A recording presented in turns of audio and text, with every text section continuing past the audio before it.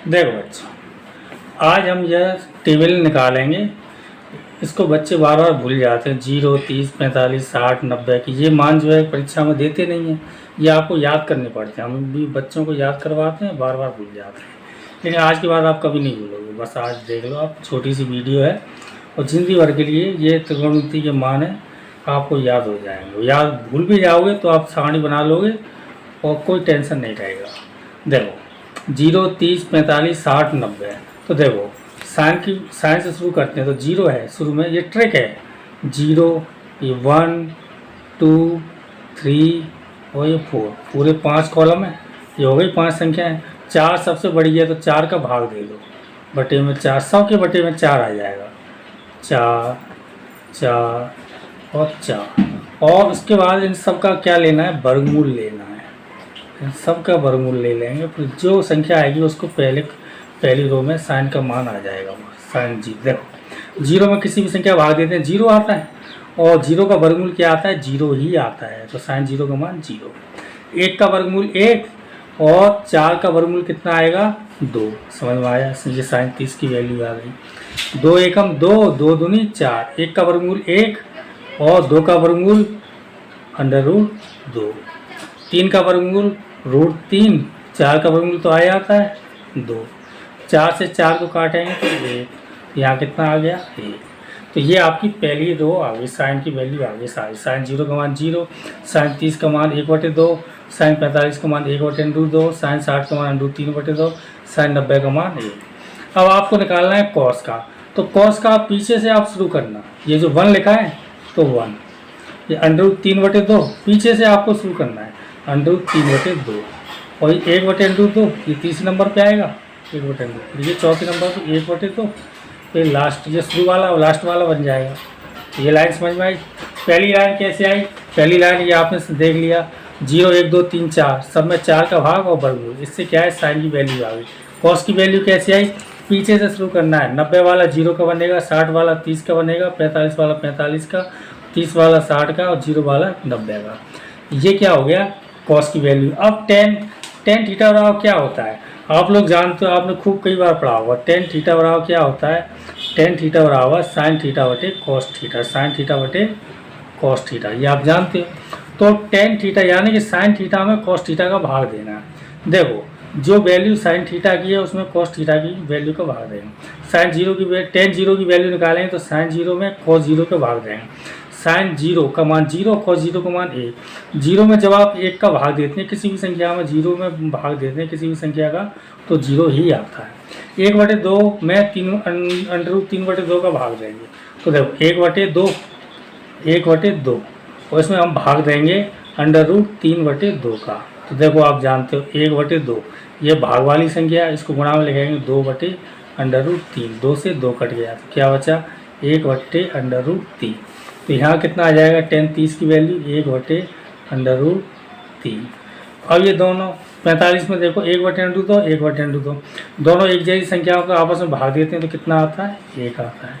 √3/2 में 1/2 का भाग लेंगे तो देखो √3/2 इसमें हम भाग देंगे 1/2 का। तो देखो √3/2 ये तो ऊपर वाली संख्या है, ये भाग वाली संख्या है तो 2/1, 2 से 2 कट गया तो क्या बचेगा, √3। तो ये √3 आ जाएगा। यहाँ पर हमने भाग दिया। किसी संख्या में 0 का भाग देते हैं तो अनंत आता है। अनंत का मतलब होता है परिभाषित नहीं है। प न लिख दो, प न का मतलब परिभाषित नहीं है, इसको अनंत भी कहते हैं। यही अनंत होता है, 0 का किसी संख्या में भाग देते हैं। अब आप देखो 10 की वैल्यू आ गई। अब कॉट की निकालेंगे तो फिर से वही काम करेंगे जो हमने कॉस में किया था, पीछे से शुरू करेंगे। पहले अनंत और उसके बाद 3, सॉरी ये √3 है, √3 निकला था ना, √3 2 से 2 कट गया, √3 में आ जाता। अब मुझे तो याद था इसलिए मैंने कह दिया। ये आपको भी याद हो जाएगा, 2-3 बार टेबल बनाना, या आपको सारी वैल्यू याद हो जाएंगी। तो फिर क्या आ जाएगा, √3, फिर ये 1, उसके बाद 1/√3 और ये 0 का 0। अनंत मतलब परिभाषित नहीं है, पना ले लीजिए या अपरिभाषित ले दो।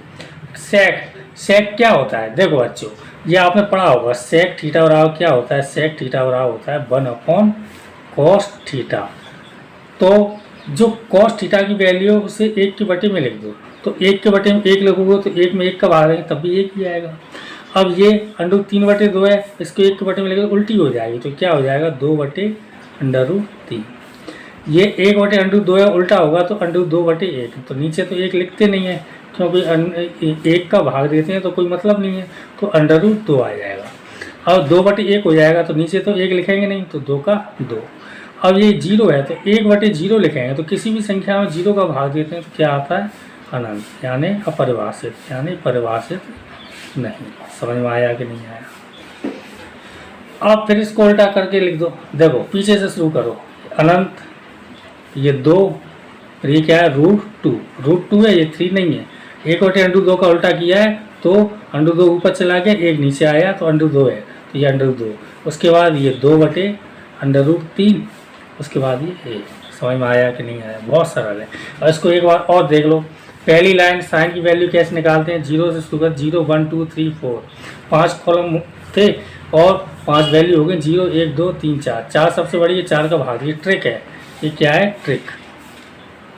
और 4 का भाग दे दिया, वर्गमूल ले लिया, तो 0 में 4 का भाग देंगे 0, तो 0 आ गया।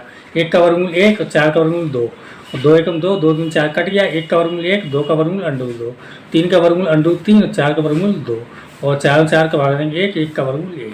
तो ये पहली लाइन यानी कि साइन की वैल्यू आ गई। कॉस की कैसे निकालते हैं, पीछे से शुरू करते हैं, 1 √3/2, 1/√2, फिर ये 1/2, फिर ये 0। टेन की वैल्यू कैसे निकालते हैं, टेन थीटा बराबर होता है साइन थीटा बटे कॉस थीटा, यानी कि साइन थीटा में कॉस थीटा का भाग देंगे। 0 में किसी भी संख्या का भाग देते हैं 0 ही आता है।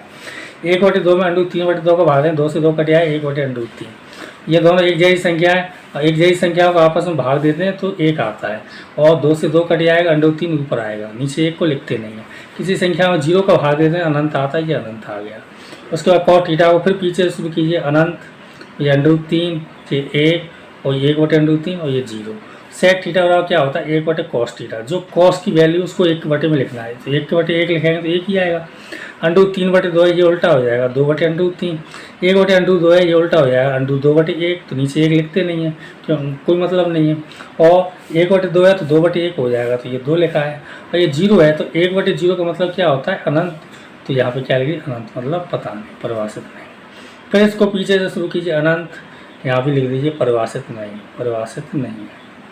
फिर ये 2, फिर √2, 2/√3 और ये 1।